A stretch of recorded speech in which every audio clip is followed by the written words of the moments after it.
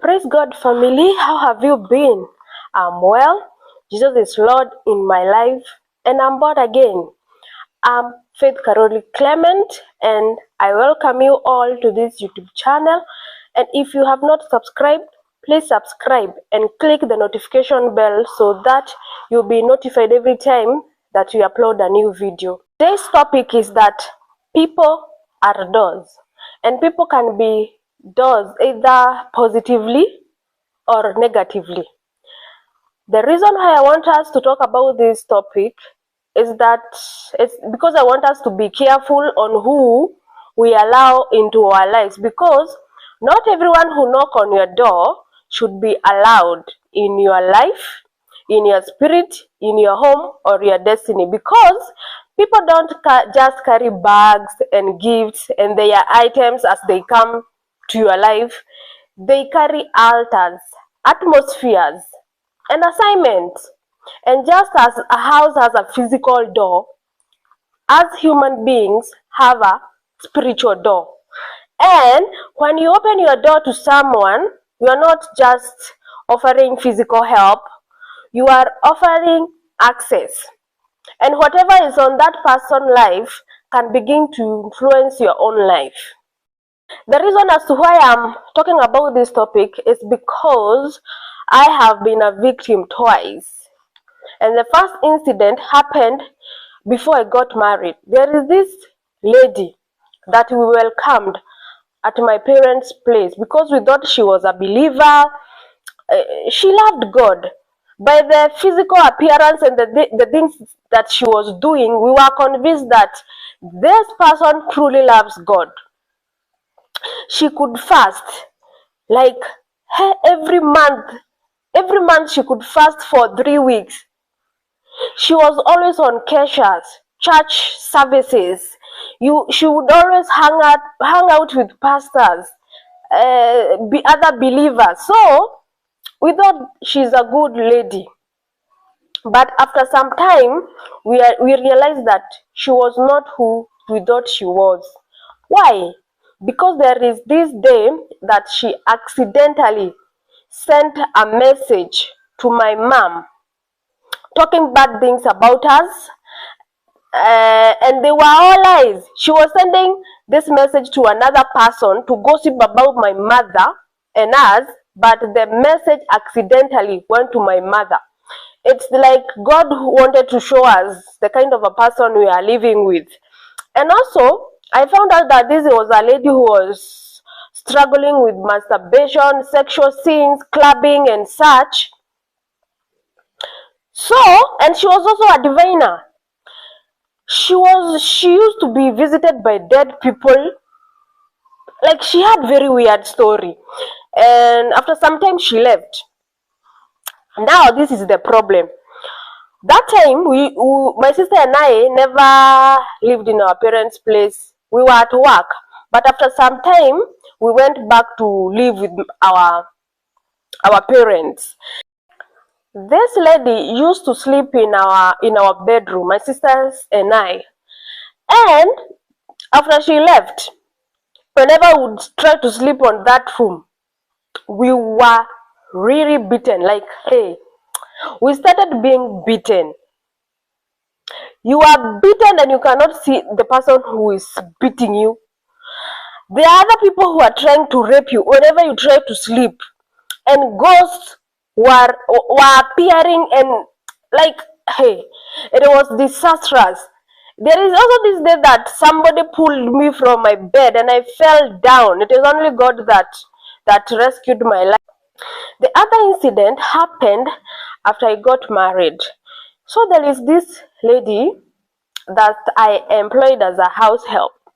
And when this lady came in our house, in my spirit, I felt that there is something wrong with this lady. And I told my husband, but I said, maybe I'm overthinking and I should give her time so that I may find a tangible reason to release her. So I allowed her to stay. But after she came into this house, our lives really changed. I started struggling to pray. I could feel a lot of heaviness in our house. Like there was I don't know, it was so hard for me to pray. Also, our firstborn son, whenever she could see this lady, she used to cry. She hated this lady. Like, hey, it was serious. He used to cry terribly. And at night, I used to have weird visions and dream about this lady. I could see her leaving her body, astral projecting, and also I could see her trying to enter our bedroom. I could see her with a bra and a short skirt trying to enter our house, and whenever she could try to enter, she couldn't get inside. And when you could look at this lady, physically she looked so innocent, so humble, so good. But I used to tell my husband, there is nothing physical, that it's something tangible that I have seen wrong with this lady. But whenever I look at her, I usually see another being inside her who is so angry at me. But every time I used to assume and say, anyway, I'm just overthinking. She came when I was about to deliver my second son, and I went to the hospital. My labor was very smooth. I had dilated up to 5 centimeters, no pain. I just had contractions, and I was dilating. The labor was like, it was so smooth. I was enjoying that labor because it was not painful at all. But it reached a point, and I started seeing her face. Like I could see her face appear in front of me. And that's when things changed in that hospital. I stopped dilating, the contraction stopped, and so I had to be induced. I was induced the first time, no progressing. I was not progressing. The second time, the third time, and it became a very slow labor, painful and slow labor. And lastly, the baby shifted from the cervix to a weird position where I could not deliver that baby normally. So I was rushed into an emergency CS. And I stayed in hospital for some time, and I came back home. When we came back home, our first son, got burnt. She got burnt with the hot porridge. And I had a fresh wound, so I couldn't even take him to hospital. My son was in great pain. He was crying, and I got stressed until my breast milk disappeared. It was a tough time for us, but I thank God because my son got well. Our finances started going down. Like, after my son got burnt, he became sick. He was always sick until I had a dream. In this dream, I saw the Queen of Coast, and she told me, Faith, I have been looking for you for so long, and finally, I've gotten you through now that house help. The following day, she left, and that was the end of our problems in this house. Our son has never gotten sick again since that day. So we should be very careful about the people we allow in our lives. And whenever you are not peaceful with a certain person, whenever you see that person, you are not peaceful, don't assume that feeling. Sometimes it is God who is communicating and telling you to stay away from that person or be careful. Some of these house help comes carrying strange altars from their villages, and some come carrying spirit of theft, immorality. So before you employ someone, ask God, is this a Barnabas or it is Judas? We can see Barnabas in the Bible is the person who helped Paul. When Paul got born again, everybody used to be scared of him because of how he used to kill Christian. But Barnabas was never scared of him. He welcomed him at his home, and this helped Paul because his ministry was not delayed. We can see Judas. Judas was betrayed Jesus. So there are some people or household whom we can welcome in our home, and they become Judas. And in the Bible we can see a slave, or today we can call her a house help, who used to work for Naaman, who helped Naaman meet with Elisha, and he later got healed. When we are choosing friends, let us choose our friends wisely. And even when we are helping, let us learn to listen from God first. Yes, hospitality is biblical, but also discernment is biblical.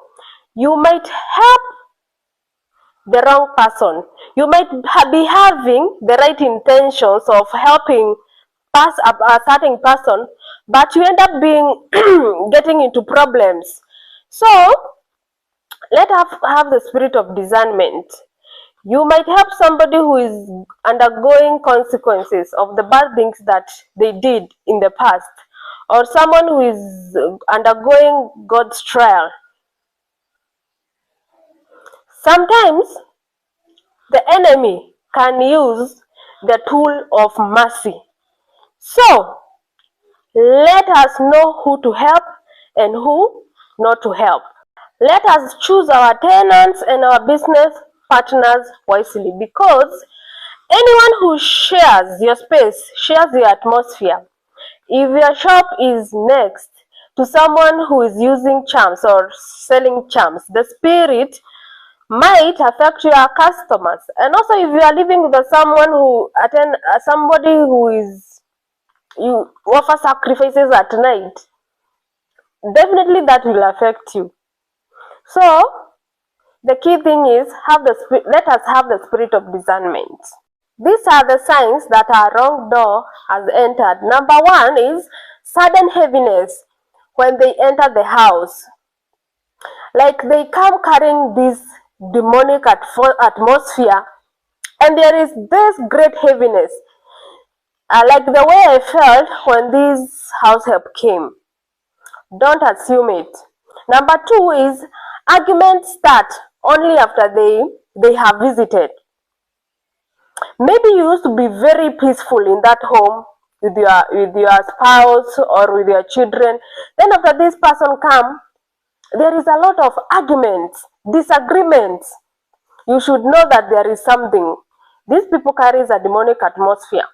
Number three is children become stubborn, fearful, or may even start falling sick when these people visit. For example, is the way I said my son used to get sick, and also he used to cry a lot whenever he could see this person, but we used to ignore. So don't ignore. These children are angels. They see things that us can't see. So let us learn not to ignore these children. Number four is your prayer life goes down. When this house help came, I used to struggle to pray. Hey, there are days that I would try to pray and I would find myself sleeping. And whenever you experience that, you're supposed to sanctify the atmosphere and declare that it is only the power of God and the glory of God that will reign in your house, in your atmosphere. The other thing is maybe you find hard to sleep, your finances start going down, items start missing in the house, and whenever such things happen, we should pray. We should kneel and pray and tell God to show you who is the door, who is the person responsible for all those things happening. We shouldn't ignore things. Let us learn not to ignore things, because the enemy is very strategic, and whenever we are not keen and alert, he will destroy us. Just as the Bible says that my people perish because of lack of knowledge. Feel free to share, comment, ask question, and until we meet next time. From the next video, I'll be sharing my testimony. There are so many people who have never had my testimony before, and there are some people who have had my testimony before. And now in this our YouTube channel, I'll be sharing in depth about my testimony.